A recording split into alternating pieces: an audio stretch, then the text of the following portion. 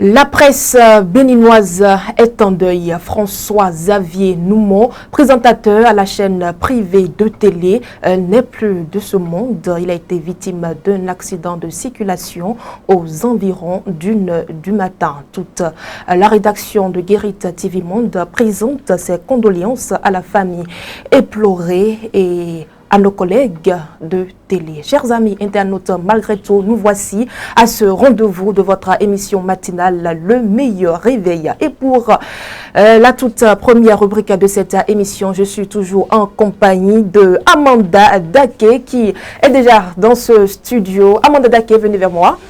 Bien le bonjour à vous. Bien le bonjour à vous aussi. Comment allez-vous?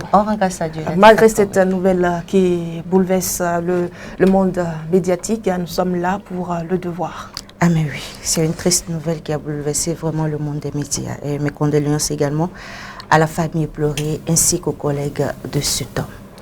Eh bien, la revue des titres, c'est tout de suite avec vous, Amanda Daké. Merci Latifat Kouenou, chers amis internautes de Guérit TV Monde. Bonjour.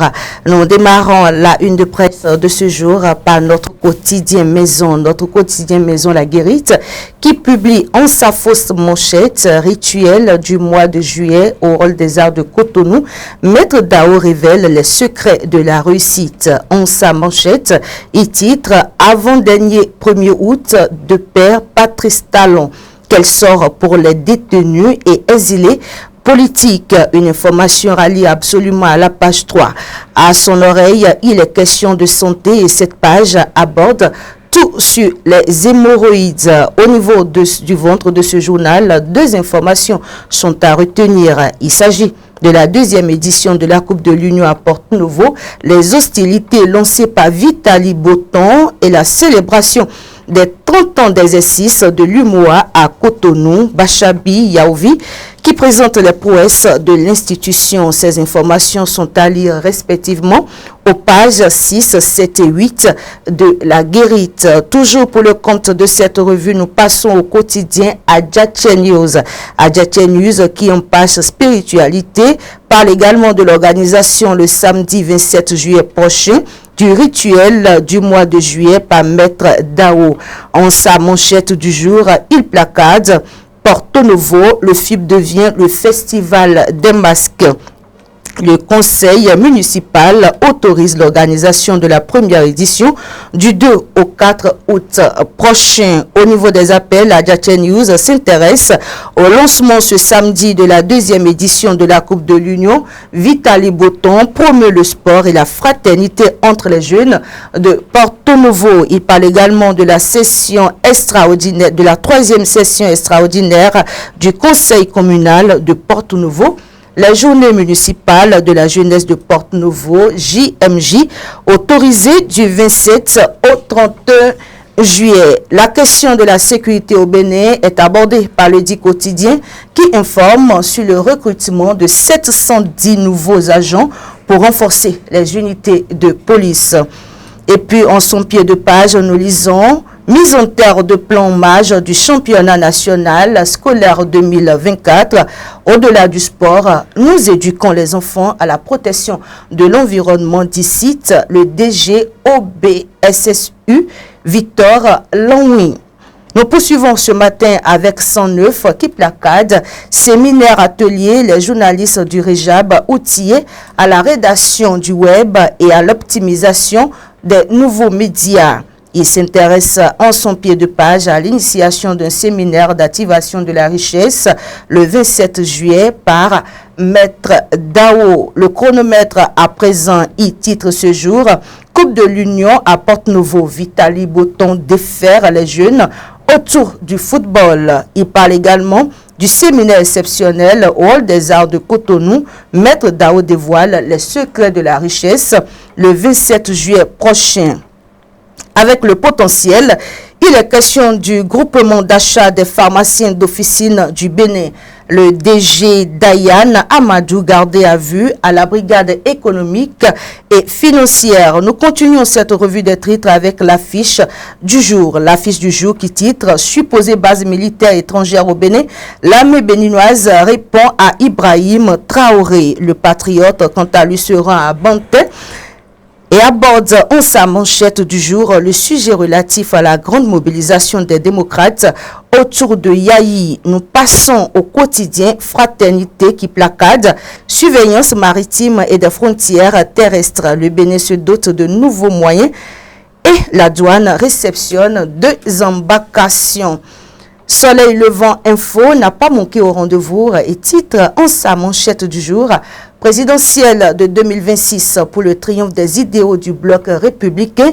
Samoa Dambi, un sacré monstre politique au service du BR. Et pour finir ce matin, nous jetons également un coup d'œil au quotidien, le matinal, qui fait un tour dans le département de la Takora pour s'intéresser à l'assassinat manqué du maire de Boukoumbe. L'information est à lire à la page 15 du quotidien. Mais avant de mettre un thème définitif à la une de presse de ce matin, Latifat Kouenou, nous allons revenir sur notre quotidien maison, La Guérite.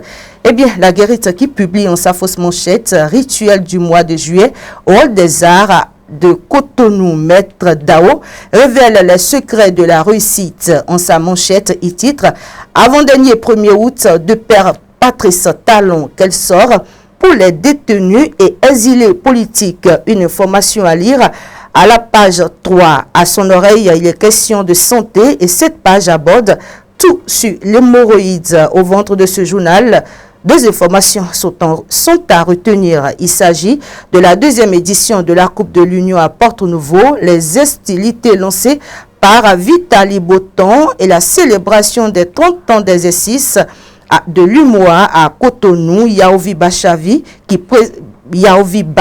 j'y arrive, qui présente les prouesses de l'institution. Ces informations sont à lire respectivement aux pages 6, 7 et 8 de La Guérite. Ce sera tout pour la revue de ce matin. Latifat Kouenou. Amanda Daké, nous poursuivons donc avec la présentation de l'actualité du matin. La distribution des relevés de notes démarre sur toute l'étendue du territoire national.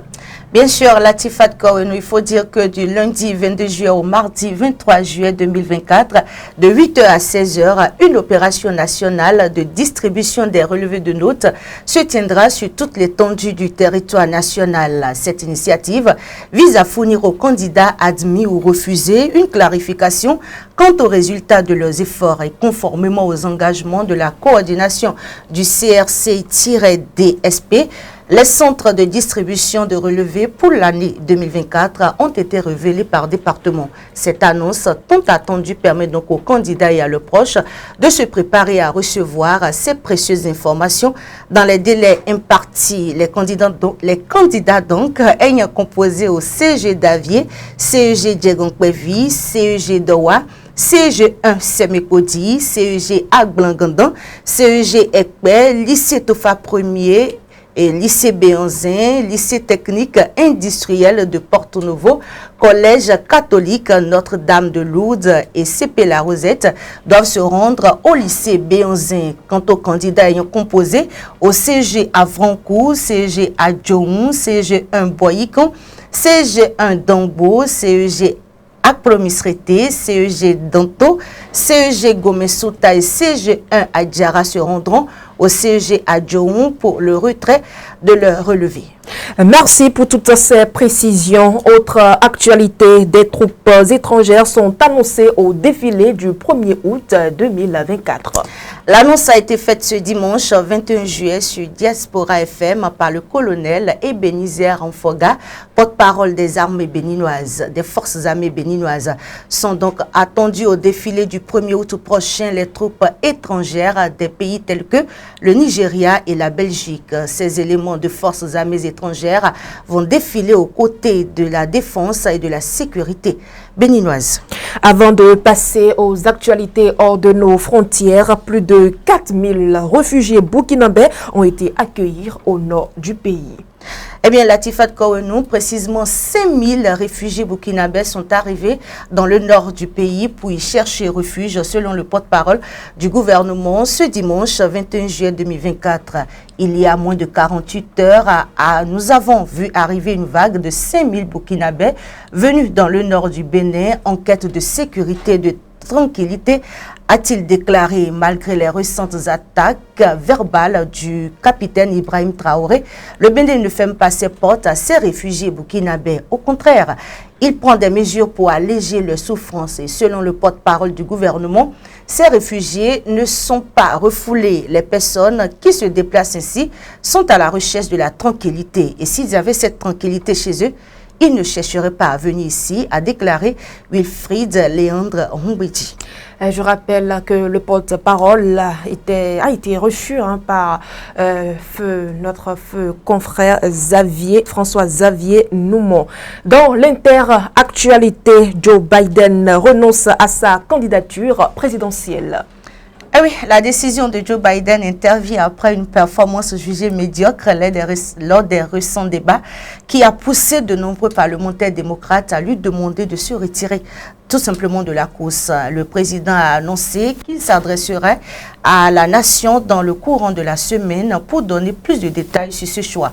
En se retirant, Biden a apporté son soutien à la vice-présidente Kamala Harris pour qu'elle devienne la nouvelle candidate des démocrates. Cette dernière s'est engagée à mériter et à gagner l'investiture. Cependant, cette décision a également provoqué des réactions de l'opposition. Les dirigeants républicains ont critiqué Harris, affirmant qu'elle partageait la responsabilité des politiques de l'administration Biden. L'ancien président Donald Trump a déclaré que Biden n'était pas apte à se présenter à l'élection présidentielle et a donc demandé que le second débat soit déplacé de la chaîne ABC à la chaîne Fox News, qui lui est plus favorable. Cette annonce de Biden bouleverse la dynamique de l'élection présidentielle, créant ainsi une nouvelle incertitude pour les électeurs et les politiciens à travers le pays. Les semaines à venir seront donc déterminantes pour la campagne de Harris, qui devra convaincre les électeurs de sa capacité à diriger le pays. Une actualité à suivre donc de très près. Amanda Daké, c'est tout pour les deux premières rubriques de cette émission. Mais nos amis internautes voudraient bien connaître vos talents culinaires. Donc nous allons vous retrouver dans un instant dans le coin cuisine de cette émission. N'est-ce pas? Bien sûr. Chers amis internautes, en mettant fin à ces deux premières rubriques, nous allons à présent marquer une courte pause publicitaire.